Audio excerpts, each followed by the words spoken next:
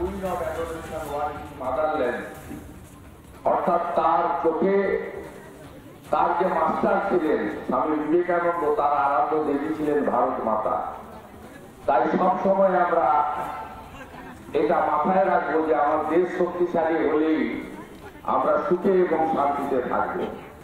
যে দেশ দুর্বল হয়েছে সেই দেশেরই পতন ঘটেছে। আমরা আফগানিস্তান দেখতে পাচ্ছি, ইউক্রেন দেখতে পাচ্ছি, সুন্দর দেশ, তার কোনো অভাব ছিল না ইউক্রেনে। এত খনিজ সম্পদ, এত পেট্রোলিয়াম, কিন্তু সেই দেশ দুর্বল নেতৃত্বের হাতে থাকার জন্য সে দেশ আজকে তছনছ হয়ে গেছে। একইভাবে গাজা ভূখণ্ড নিয়ে প্রতিদিনের যে বোমা ক্ষেপণাস্ত্র লড়াই আমরা সেটা দেখতে পাচ্ছি। তাই নিজে অনেক পড়াশোনা করলাম, অনেক ধন সম্পদের মালিক হলাম, বড় পাকা বাড়ি করলাম, ছেলে মেয়েকে মানুষ করলাম, বিঘার পর বিঘা জমি কিনলাম, অনেক স্বর্ণালঙ্কার কিনলাম। সবকিছু কিন্তু চলে যাবে যদি দেশ দুর্বল হয়ে যায়। এটা বারে বারে প্রমাণ হয়েছে। সেই মোগলদের সময়, হানাদারদের সময় থেকে পরবর্তীকালে ব্রিটিশ হানাদার থেকে শুরু করে বারে বারে আজও বিশ্বে সেটা প্রমাণিত। তাই সবার আগে দেশ, রাষ্ট্রবাদ, দেশপ্রেম, নেতাজি সুভাষচন্দ্র দেখানোর পথ আমাদেরকে এখনো অক্ষয় অমর করে রাখতে হবে। সকালবেলা সংবাদ মাধ্যমের কাছে কলকাতায় আমি বলছিলাম, নেতাজি সুভাষচন্দ্র বসু যদি ভারতবর্ষের প্রথম প্রধানমন্ত্রী হতেন তাহলে আমাদের দেশ কখনো খণ্ডিত হতো না, আমাদের দেশ অখণ্ড থাকত, পূর্ণাঙ্গ থাকত। আমাদের দেশ তাজাকিস্তানের বর্ডার থেকে শুরু হয়েছে অখণ্ড ভারতের মানচিত্রটা দেখবেন। পুরো আফগানিস্তান আমাদের ছিল, পুরো পাকিস্তান আমাদের ছিল, পুরো বাংলাদেশ আমাদের ছিল, তিব্বত সহ চীনের একটা বড় অংশ আমাদের ছিল, নেপাল আমাদের ছিল, ভুটান আমাদের ছিল, শ্রীলঙ্কা আমাদের ছিল, ব্রহ্মদেশ আমাদের ছিল। এই দেশের ব্যাপ্তি অনেক বড় ছিল। তাই নেতাজি সুভাষচন্দ্র বসু দেশের যদি প্রথম প্রধানমন্ত্রী হতেন, আজকে এই যন্ত্রণার মধ্য দিয়ে আমাদের ভারতবর্ষকে খণ্ডিত হতে হতো না এবং দেশ ভাগের বিভীষিকা, দেশ ভাগের যন্ত্রণা নিয়ে এক কাপড়ে উদ্বাস্তু হয়ে পাকিস্তান বা বাংলাদেশ থেকে মানুষকে এই দেশে আসতে হতো না, ভিটে মাটি সব ছেড়ে দিয়ে। তাই আমরা আজকের দিনে শপথ নেব, পরাক্রম দিবসে দেশ ও মাতৃকার প্রতি আমাদের সবকিছু উজাড় করে দেব। আপনারা আফগানিস্তান দেখেছেন, আমেরিকার সৈন্য চলে যাওয়ার পরে তালিবানরা দখল করলো, তারা এসে প্রথম বলল কারা কারা ধর্ম ছাড়বে, কারা কারা দেশ ছাড়বে। কিছুজন ধর্ম ছাড়লো, ধর্ম পরিবর্তন করলো, আর কিছুজন বলল ধর্ম পরিবর্তন করব না, প্রয়োজনে দেশ ছাড়বো।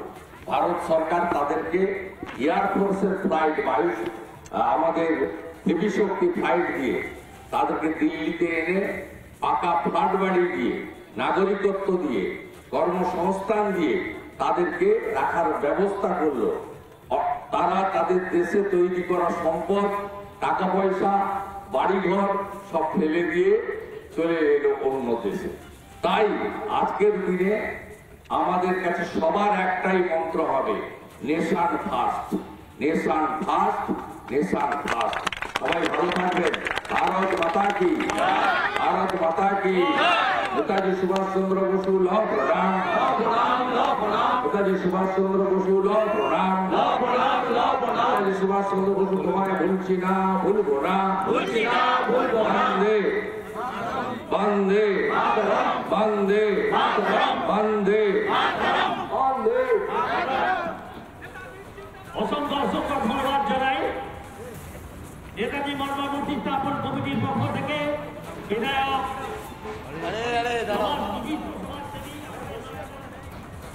নন্দীগ্রামের শুভেন্দু অধিকারী নেতাজি মূর্তিতে মাল্যদান করলেন, অন্যদিকে নেতাজিকে শ্রদ্ধা জ্ঞাপন করছেন মমতা বন্দ্যোপাধ্যায় এবং সেই শ্রদ্ধা জ্ঞাপন অনুষ্ঠানে যোগ দিতে রেড রোডে রয়েছেন এই মুহূর্তে মুখ্যমন্ত্রী মমতা বন্দ্যোপাধ্যায়। আমরা দেখলাম যে শুভেন্দু অধিকারী আরও একবার সেই কথাই বললেন যে কথা একেবারে সকাল সকাল তিনি বলেছিলেন যে নেতাজি দেশে প্রথম প্রধানমন্ত্রী হলে ভারত অখণ্ড থাকতো, দুর্নীতি নিশ্চিহ্ন হতো, ঠিক একই মন্তব্য আবার শোনা গেল শুভেন্দু অধিকারীর মুখে আজ যখন তিনি নন্দীগ্রামে সেখানে নেতাজিকে স্মরণ করলেন। আর অন্যদিকে দেখতে পাচ্ছি আমরা শ্রদ্ধা জ্ঞাপনের জন্যই রেড রোডে সেখানে পৌঁছে গিয়েছেন মুখ্যমন্ত্রী মমতা বন্দ্যোপাধ্যায়। রেড রোডে মমতা বন্দ্যোপাধ্যায় আজ নেতাজি সুভাষচন্দ্র বসু তার 127তম জন্মদিন এবং তার জন্য একাধিক অনুষ্ঠান রয়েছে রাজ্য জুড়ে। একদিকে নেতাজিকে শ্রদ্ধা জ্ঞাপনের জন্য মমতা বন্দ্যোপাধ্যায় রেড রোডে সকালেই পৌঁছে গিয়েছেন, অন্যদিকে শ্রদ্ধা জ্ঞাপন করছেন শুভেন্দু অধিকারী নন্দীগ্রামে। আমরা সকালেও দেখেছিলাম জরিনা ক্রসিং থেকে তিনি পদযাত্রা করেন এবং তারপরে সেই পদযাত্রা শেষেই নেতাজিকে শ্রদ্ধা জ্ঞাপন করেন তিনি। 23শে জানুয়ারি নেতাজি সুভাষচন্দ্র বসুর জন্মবার্ষিকী, আজকের দিনেই কটকে জন্মগ্রহণ করেছিলেন তিনি এবং আজ নেতাজির 127তম জন্মদিন জন্মবার্ষিকী এবং সেই জন্যই একাধিক অনুষ্ঠান রয়েছে রাজ্য জুড়ে।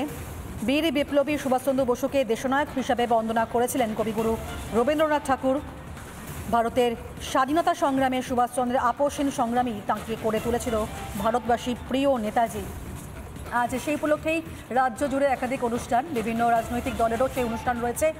একদিকে দেখতে পাচ্ছি আমরা রাজ্য সরকারের তরফ থেকেই মমতা বন্দ্যোপাধ্যায় তিনি নেতাজিকে শ্রদ্ধা জ্ঞাপন করছেন প্রতিবারের মতো, এবারও রেড রোডে রয়েছেন তিনি, অন্যদিকে শুভেন্দু অধিকারী নেতাজিকে শ্রদ্ধা জ্ঞাপন করছেন।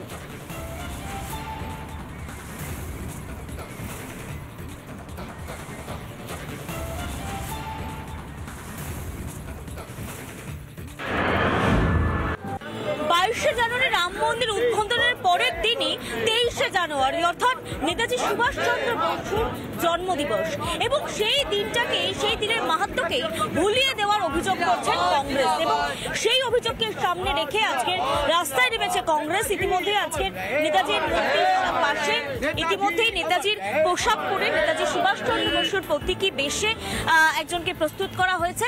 তার পাশাপাশি কংগ্রেসের পক্ষ থেকে আজকে কিন্তু এই বলা যেতে পারে কর্মসূচি নেওয়া হয়েছে, যেখানে তারা বলছেন 20 তারিখের মাহাত্ম্যকে সামনে রেখে কোথাও ব্যাকফুটে নিয়ে যাওয়া হচ্ছে 23 তারিখের মাহাত্ম্যটাকে। আপনারা জানেন দেশের জন্য ইনি কি না করেছেন, আর সেই কেন্দ্র সরকার এই মাহাত্মার নামটা মুছে দেওয়ার জন্য কালকে এই দিনটাই বেছে নিল। আপনি আজকে ছুটি দিতে পারলেন না, আর 22 তারিখে আপনি ওদের ছুটি করে দিলেন কেন্দ্র সরকার, আর আমাদের নেতাজি জন্মদিন ছুটি কেন দেবে না কেন্দ্র সরকার? সেই দিনটাকে তারা চাইছেন যে মাহাত্ম্য রয়েছে এই দিনটা, সেটাকে সেইভাবেই কিন্তু অনুষ্ঠিত করা হোক। ক্যামেরা অমিত সিংয়ের সঙ্গে পিঙ্কি অধিকারী, রিপাবলিক বাংলা।